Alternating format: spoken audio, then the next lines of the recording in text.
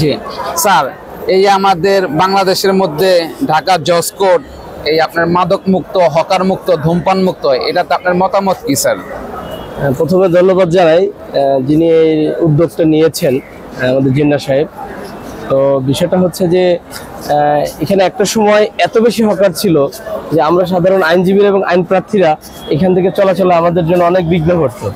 তো বর্তমানে একটা হকার মুক্ত হয়েছে, মাদক মুক্ত হয়েছে। এছাড়া আজকে যে বিষয়টা আমি দেখলাম যে ধূমপান মুক্ত বিষয়, কারণ একটা আদালত আইনাঙ্গন পরিষ্কার পরিচ্ছন্ন এবং হকার মুক্ত হোক, এটা আমাদের অনেক দিনের দাবি ছিল। তো এই উদ্যোগে আমি সাধুবাদ জানাই।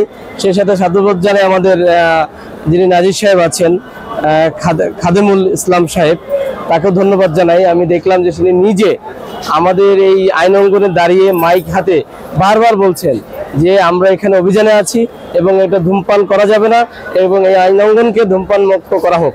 তো আমার দাবি থাকবে, আমি বিশেষভাবে যেহেতু আমি এই কোর্টের রেগুলার প্র্যাকটিশনার, সেই হিসেবে আমার দাবি থাকবে এই ধূমপান মুক্তের যে অভিযানটা এটা চলমান থাকলে একসময় এই আইনাঙ্গন ধূমপান মুক্ত হবে এবং ইতিমধ্যে আমাদের এই আইনাঙ্গন হকার মুক্ত হয়েছে। তো আমি আবারও ধন্যবাদ জানাই এই মহৎ কাজটির জন্য, যারা এর সাথে জড়িত সকলকে ধন্যবাদ জানাই। আসসালামু আলাইকুম।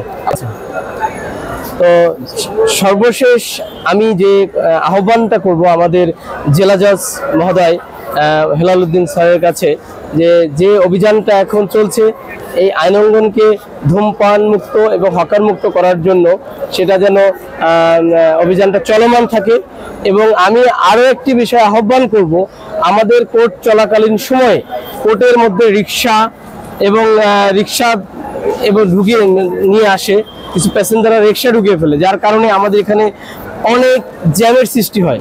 এতে করে আইন প্রার্থী এবং আইনজীবীদের চলাচলে আচ্ছা, যাই হোক, আমরা যে রাস্তাটা আদালত চলাকালীন সময় বারের সামনে দিয়ে যে রাস্তাটি রয়েছে, অর্থাৎ সিএমএম এর সামনে দিয়ে বারের সামনে ঢাকা আইনজীবী সমিতির সামনে যে রাস্তাটা রয়েছে, এইভাবে প্রায় আমরা দেখি যে রিক্সা ভ্যান ঢুকে যায়। এতে করে এখানে যানজটের সৃষ্টি হয়।